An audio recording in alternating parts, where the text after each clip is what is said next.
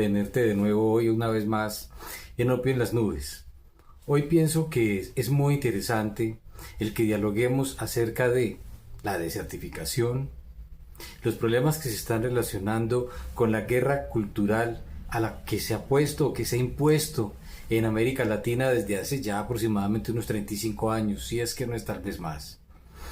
Igualmente, algo en lo que yo he venido insistiendo mucho y es en lo relacionado con los fenómenos de secesión, que cada vez se ven más acentuados con lo que ocurre en relación a las azonadas, que no son otra cosa que detentar el poder territorial por parte pues de las personas que rodean o que están cerca del ejército y que no solo hacen parte de los grupos insurrectos, sino que también ya hacen parte de grupos mucho más amplios, relacionados en este caso con actividades ilegales. Veamos la desertificación. Para recordar un poquitico lo relacionado con la desertificación tendríamos que irnos hasta el año de 1994 aproximadamente, cuando se inicia el gobierno del señor Ernesto Samper Pizano. Pero, ¿cómo se hace elegir Ernesto Samper Pizano? ¿Cuáles fueron las características de esa elección? Bien, eso tuvo que ver con un vínculo muy fuerte, poderoso, que se relacionó con el cartel de Cali y todo el equipo de trabajo que rodeaba al entonces candidato y pues finalmente lo logran llevar a la presidencia de Colombia. No importa quién perdió, sino realmente quién ganó. Unas grabaciones que posteriormente fueron filtradas por otro expresidente, el que llegó posteriormente en el año 1998, Andrés Pastrana, pues eso conduce a que se inicie el proceso 8000 y del proceso 8000 pues se parte lo que se llamó el elefante. El elefante que entró a la casa de Nariño sin que nadie se diera cuenta. Sin embargo, en ese momento, Colombia también inició un proceso de declive profundo y grande relacionado pues con el control del orden público, con la seguridad, con la inversión en seguridad amplia y necesaria para poder consolidar también un proceso económico del que venían desde mucho más atrás, que fue ¿cuál? La apertura económica. También hubo unas negociaciones que evidentemente fueron fallidas. Negociaciones que no deben de ser nunca armisticios. Cuando usted se sienta a negociar en cualquier contexto político, empresarial, religioso, militar, pues la negociación lo que está buscando es precisamente que ambas partes lleguen a un común acuerdo y que ninguna de las dos partes pierda, sino que haya pues un acuerdo que vamos a decir es lo más perfecto o lo más cercano a cubrir las necesidades de todas las partes involucradas. Sin embargo, Ernesto Samper no solo tuvo que vivir o sobrevivir a todo el mare magnum que se le vino con el elefante y a todo el caos que se armó proveniente de la investigación y finalmente pues lo que ocurrió con Heine Mogollón y lo que ocurrió con la comisión de acusaciones. O sea, hoy, a esta hora en Colombia, no está pasando nada diferente que usted, que puede ser mucho más joven que yo, no haya vivido pues precisamente quien le está hablando a usted en este momento hace 30 años. Y yo era en ese momento un hombre joven. Entonces es casi la misma situación, todo colinda. Los norteamericanos entonces, para hacerle una retaliación al gobierno de la República de Colombia de ese momento, de ese instante, pues lo que hacen es desertificarlo. Pero entonces se preguntará a todo el mundo, y es que los norteamericanos, si lo vemos desde la perspectiva de la izquierda, son unas especies de dioses, o es que son los dueños del mundo, o es que qué es lo que ocurre. No, todo se reduce simplemente a que hay negociaciones entre las partes, pero las partes también involucran a nuestro país. O sea, ellos no se van y se reúnen, supongamos, en Ginebra, Suiza, únicamente a tomar decisiones por, para y con ellos mismos, y de una manera oculta y tránsfuga. No, realmente es con la presencia de los actores que van a estar involucrados en todo ese proceso. El único momento donde pudiéramos hablar que se distribuyó imperialistamente el mundo ocurrió tras la finalización de la Segunda Guerra Mundial, pues se reúnen Churchill, el gran líder de la Segunda Guerra Mundial, que derrotó también a otro gran líder de gran importancia como lo fue Adolfo Hitler. Fueron realmente ellos dos, el enfrentamiento entre ambos, lo que condujo sin la más mínima duda a la culminación de la Segunda Guerra Mundial. Los norteamericanos tuvieron muy poco que ver y Franklin Delano Roosevelt pues no es propiamente el héroe que se prototipa a partir del marketing, en este caso, digamos, country marketing, que también puede ser marketing city, como algunos lo pudiera ver. De ahí sale también Stalin, que sí logró ampliar fuertemente las fronteras de la en ese momento Unión de Repúblicas Socialistas Soviéticas, que se conocía como la URSS.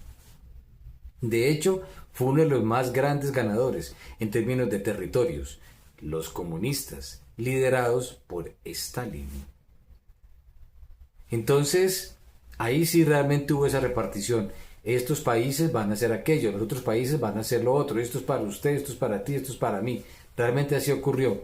Crearon el Estado judío en lo que hoy es, digamos, la Gran Palestina, donde está también, pues, no digamos que infortunadamente los que viven en Gaza, sino más bien que se está viviendo un genocidio producido precisamente por aquellas personas que han dominado, que han tenido el control sobre toda esta región de Gaza.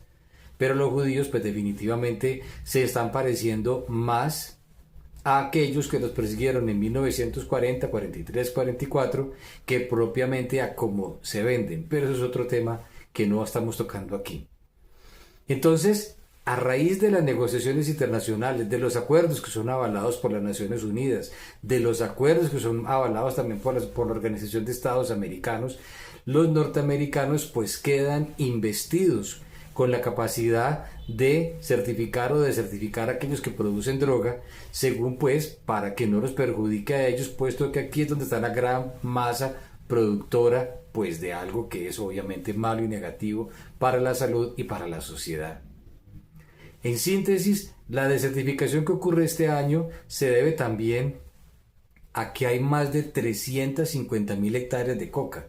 El informe del año 2023, emanado directamente de las Naciones Unidas, informa que en ese momento habían alrededor de 260.000 hectáreas de coca. Usted lo puede buscar y verificar en Wikipedia. Entonces estamos hablando de que aquí hay un fracaso absoluto del Estado. El Estado falló, el Estado se equivocó, el Estado no funcionó, pero no solamente con el gobierno de los Estados Unidos, no solamente con los procesos de certificación, sino con los propios colombianos. Y esto es inherente a la ideología que tenga un gobernante, puesto que estamos hablando de que hay ciudades enteras en Colombia que ya han acabado por completo su vocación y se han dedicado al lavado de activos, a las narcoconstrucciones. Ya es completamente normal ver cómo se construyen edificios en pueblitos, en ciudades medianas, en ciudades grandes que no tienen la intermediación de un banco, donde no se identifican claramente a los inversionistas, pero gastan miles de millones de pesos, no solo comprando el predio, sino también construyéndolo. Se evidencia entonces que hay una intervención negativa de todos estos actores. La presencia exagerada de camionetas de alta gama sin importar cuál sea la marca. El consumo excesivo de bienes que finalmente ni siquiera utilizan. Denota a las claras lo que está ocurriendo. Ciudades que han perdido su vocación, digamos, de que se dedicaban antiguamente a la confección o que se dedicaban antiguamente al café, que tenían unos elementos que ayudaban a entender que existía una economía que vamos a llamar real. Pues finalmente ya eso tampoco ocurre, sino que optaron por las remesas. Las remesas en sí mismas no son malas, pero deben de ser invertidas inteligente y creativamente por las personas, sin importar su capacidad intelectual, su formación académica. En conclusión, nuestro país se ha rendido definitivamente ¿a qué? A las esferas de lo ilegal. Transitamos de unas economías decentes y honorables a algo que ya no podemos llamar economía. Y eso, en definitiva, es lo que se marca como el gran fracaso de la que en ningún momento ha sido la paz total. Que esto nos conduce también a otro elemento, y fue al que me referí como el último que quedó ahora en la mitad. Y es precisamente los procesos de secesión que se están viviendo en este momento en Colombia. Todos pensarán que es una exageración hablar de secesión. La secesión pues es simplemente que una parte del territorio se escinde, deja de hacer presencia como tal el Estado y el gobierno, que en ese momento existe, no hablemos necesariamente de facto, pero sí también un gobierno que ha sido escogido a través de un modelo de votación. Todo se va y se puede ir a través de un modelo de votación o también se puede ir simplemente porque por la violencia, por los negocios o muchas veces por condicionamientos de orden topográfico y geográfico, los grupos humanos deciden escindirse de ese país en el que estaban. El Cauca lleva más de 45 años en guerra, en una guerra fratricida, en donde el Estado colombiano y el gobierno colombiano han sido derrotados. Carlos Pizarro León Gómez derrotó al ejército colombiano allá mismo, en el Plateado, en el Cañón del Micay. Y estamos hablando de hace no menos de 40, 38, 37 años relacionados con Carlos Pizarro. Del señor Pizarro y el M-19 pues fueron llegando otro tipo de personajes, los llaman actores también. Y esos personajes y esos actores son los que hoy están haciendo prevalecencia y están utilizando, manipulando, llamémoslo inclusive violencia vicarial a otros para poder construir la ausencia ya prácticamente perenne del Estado colombiano. Allá no hay en este momento ninguna victoria, no hay ninguna ganancia. Y como lo manifesté en otro video, también está en juego una de las ciudades más importantes de este país, con un gran grupo poblacional, un gran grupo humano, casi comparable al que tiene Medellín en términos de habitantes, superan ambas los 2 millones de habitantes. Medellín tal vez por 100.000 habitantes supera ampliamente a Cali, que es parecida a la que ellos quieren convertir como en el núcleo de todo lo que están buscando a largo y a corto plazo, pero ya es a corto plazo. ¿Se está realmente negociando lo que está pasando en el Catatumbo, en Colombia? Y eso nos va llevando, el Catatumbo no, en el norte de Santander. Y nos conduce entonces a las azonadas. Es curioso que los medios de comunicación colombianos no le están, y los grandes opinadores de Bogotá y los que virtualizan y viralizan todas estas noticias, no le están prestando la atención real a la situación, a lo que se presenta y se manifiesta, pues al momento en el que el Estado ya está siendo prácticamente reemplazado y cuando son físicamente secuestrados los soldados que legítimamente han sido enviados no por un presidente, no por un comandante, no por un ministro, sino por la Constitución de la República de Colombia, que debe de ser acatada y obedecida, puesto que son las normas que a nosotros nos rigen en el mundo colombiano del día de hoy. Estas azonadas, de las cuales ya van en este año más de 300, no están llamando la atención. Y es prácticamente la primera vez que se observa y se denota eso en Colombia. Entonces, ¿a qué nos estamos enfrentando? ¿Cuál es la realidad? ¿Por qué no deberíamos o nos pudiéramos sentar aquí a mirar brevemente o inclusive extensamente todo lo relacionado con el conflicto en el Cauca? No hay que entrar necesariamente a hablar sobre los medios de producción, los modos de producción.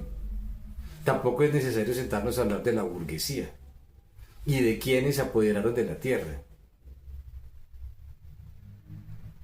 Porque, repito, tengo otro video, puede usted mirar en mi reel de videos, ahí aparece precisamente cuando hago alusión al departamento del Cauca y toda esta situación que aproximadamente un año después de haberlo presentado yo en mis videos ya es más que evidente y ya es todo el departamento en su contexto y realidad geográfica. Entonces tenemos en Colombia azonadas que están ya retirando al ejército para que pues la guerrilla, los ilegales, los negociantes ilegales y todos copen los espacios que el ejército ya no puede detener, en un proceso de paz completamente fallido, en una ley general de paz fallida. La inseguridad es más que evidente que se hace obvia en las ciudades, valga la redundancia. Hoy en día, por ejemplo, Pereira, Colombia, puede ser una ciudad que en proporción a sus habitantes y comparada con una de las que ha sido las más violentas como Cali, ya está resultando más violenta por proporción a su población. Y esto no está llamando la atención de las personas. Sumado, por ejemplo, al alto costo de vida.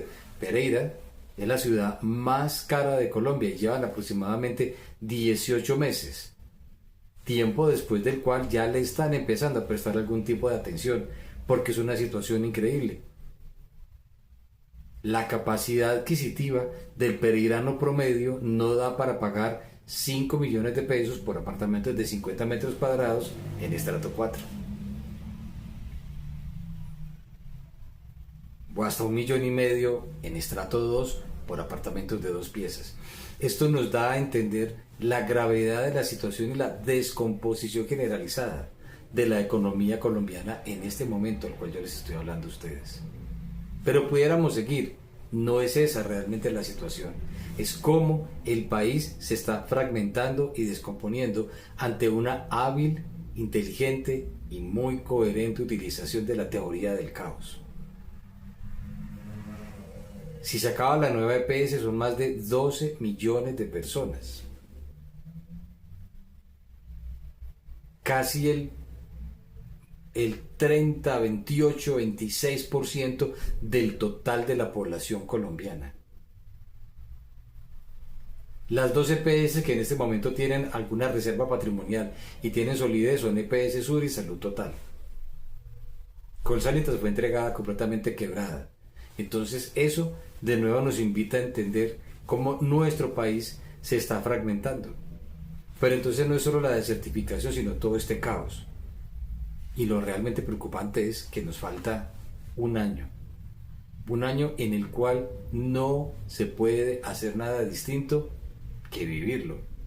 Diríamos sufrirlo, sin ninguna alternativa posible y viable.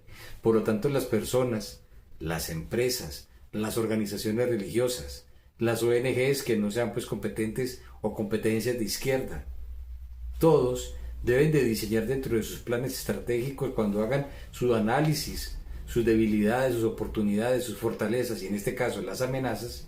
Es prudente y necesario mirar la situación sociológica, antropológica, económica y hacia dónde va Colombia en todo este trayecto. Situación compleja y difícil. Miremos ahora y ya más brevemente la guerra cultural. ¿Por qué muere el señor Kirk en los Estados Unidos con unas balas que decían que hay que asesinar a un fascista? Todo se reduce a algo sencillo. Una persona en la potencia dominante de la actualidad, mientras se va desarrollando el paradigma que va a conducir a un mundo multipolar en donde vamos a ver a los chinos, a los rusos y a los norteamericanos conviviendo en otros aspectos. Situación que se irá dando en el trayecto de un tiempo, pero más bien ya corto. Sin embargo, los norteamericanos son hoy por hoy la potencia dominante. Pero ¿qué pasa con este hombre que disparó y asesinó a una persona que pertenece al Partido Republicano de los Estados Unidos? La respuesta también es muy sencilla.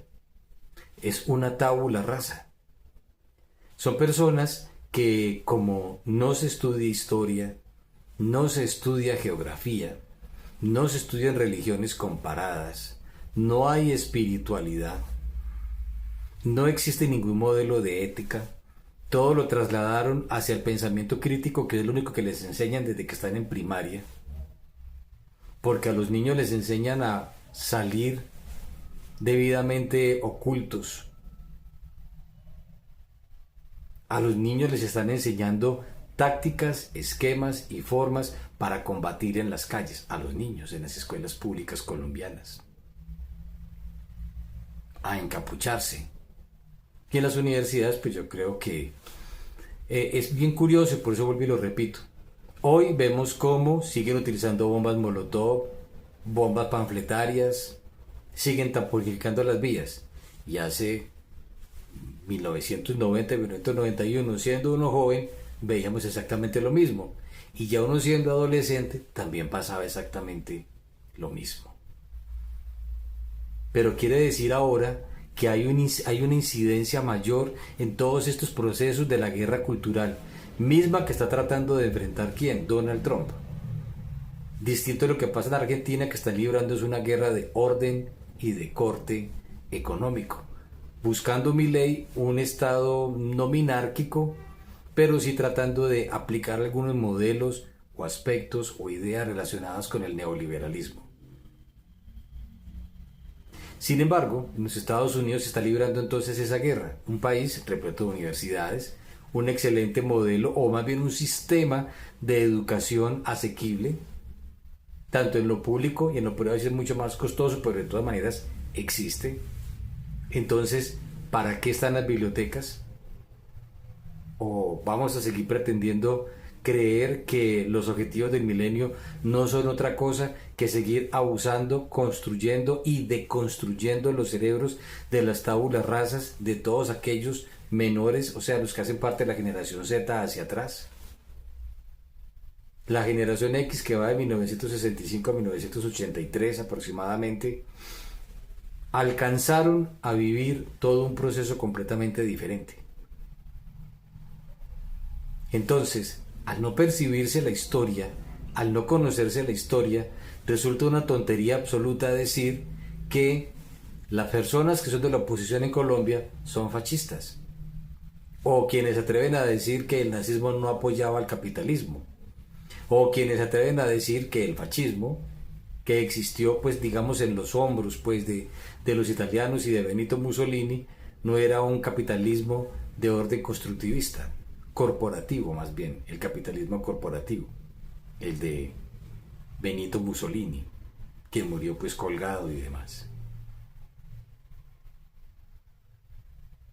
Pero quien no conoce la historia está condenado a cometer los mismos errores, y por eso estamos estancados en el marasmo. Por eso hoy en Colombia el debate es fatuo, lento, absurdo. Los ataques de nada sirven, yo lo manifestaba en otros videos. Hay ideología, existe una estructura, un modelo ideológico alrededor de las personas que hacen parte de la oposición, o son un grupo de 120 personas y en crecimiento todos los días, buscando nichos que definitivamente fragmentaron todo el modelo electoral de ese grupo, versus otro que está compacto y que sí está profundamente ideologizado, así como estamos viendo ahora en Venezuela. Venezuela está profundamente ideologizada, su ejército y sus milicias bolivarianas, que independientemente de que tengan canas, también hay gente joven. Y también hay hombres y mujeres dispuestos a salir a luchar en medio de la intensidad y la profundidad de esa estructura ideológica. Entonces ahora sí podemos encadenar todo esto para llegar ya a un punto final. Tenemos unos grupos humanos profundamente ideologizados partiendo del concepto de la tabula rasa y el pensamiento crítico, a los cuales fácilmente les incorporan todo tipo de conocimientos, ideas y conceptos, puesto que no son capaces de racionalizar en sus estructuras cognitivas lo necesario para poder generar la capacidad de discernimiento. Entonces eso nos lleva a que la gente le parezca normal el que nos hayan desertificado y que aquí no pasó nada. Pues sí, está quitando casi $500 millones o casi $1 billón en programas pues para el desarrollo humano, para las ONGs, para cualquier tipo de organización, para la salud y obviamente para la estructura militar. Pero la gente no tiene la estructura cognitiva para entenderlo, no es que lo tengan en el cerebro, no es que los hombres tengan sus 18 millones de neuronas y las mujeres las 16. No se trata de eso. Se trata es de la forma como otros están construyendo, induciendo y llevando al error continuo a toda una estructura social. En este caso, en Colombia. Ya lo decía ya en el otro video anterior. Mientras que vemos un Chile con una estructura, en este caso sí ya es con formas, filosofías e ideas, no solo de orden económico, sino también ya de orden sociológico, cultural y, valga la redundancia, ideológico, que tienen que ver más con un modelo de derecha. No se ve ni siquiera en los Estados Unidos. Pero entonces miren cómo encadenamos todo eso. La desertificación por sí misma implica entonces que ahora necesitamos las armas norteamericanas. Pero los norteamericanos, por los mismos convenios a los que yo se alusión hace unos minutos, tienen el derecho de vetar la llegada del primer lote o grupo de aviones Gripen que son altamente necesarios para Colombia. Aún en un estado minárquico capitalista, se habla, se entiende y se comprende que la seguridad es una prioridad para el Estado y que ese tipo de armas deben existir. Entonces ahora, si vetan eso, vamos a seguir con una infraestructura, con una estructura, con un modelo aéreo para supuestamente defender a Colombia cuando no tenemos ni con qué ni con quién. Partiendo de la base de que todos somos hermanos y que todos van a cantar All You Need Is Love. También se vetaron todo lo relacionado con las armas y con todo el desarrollo tecnológico de inteligencia proveniente de Israel. Sí, lo dije al comienzo. Lo que está ocurriendo en la Franja de Gaza definitivamente es un genocidio. Y los judíos están haciendo lo mismo que les hicieron a ellos en 1940. Tanto los nazis como los comunistas en manos de Stalin. Entonces, ¿a qué estamos llegando? A que no hay una coherencia clara. A que la guerra cultural tiene a todas las personas en medio de un modelado que no les está permitiendo entender la magnitud y complejidad de las relaciones ecosistémicas que se están afectando en todos estos contextos. Y el país está completamente fragmentado. La zona binacional que pretendían crear Maduro y el señor presidente de Colombia, pues no era otra cosa que iniciar un proceso de decisión conducente a lo que ya manifesté. Y repito, en otros videos que tengo, que lo invito a que los mire. Igualmente, también lo invito en este momento a que se suscriba. Suscríbete a mi canal. Esto no me está aportando a mí ningún tipo de ganancia económica. Comparte, comenta, distribuye toda mi información. Me encanta que tú estés conmigo ahí, a un muy buen e interesante grupo de suscriptores que ya se han ido vinculando a mi canal. Conclusión entonces, estamos viviendo en medio de la teoría del caos. Falta un año y la oposición pues no está haciendo, no hizo y están vendiendo humo queriendo llegar hasta el 7 de agosto del 2026 cuando todo cambiará. Pero, ¿qué va a cambiar ahora? ¿Qué se puede hacer para mejorar el presente? ¿Qué es lo que realmente nos interesa? 120 candidatos. En un mes van a escoger un único candidato de la izquierda, quien va a ir a competir con algún otro que muy posiblemente va a ser, dentro del contexto de ellos, Roy Barreras. Ahí van a quedar uno de los dos.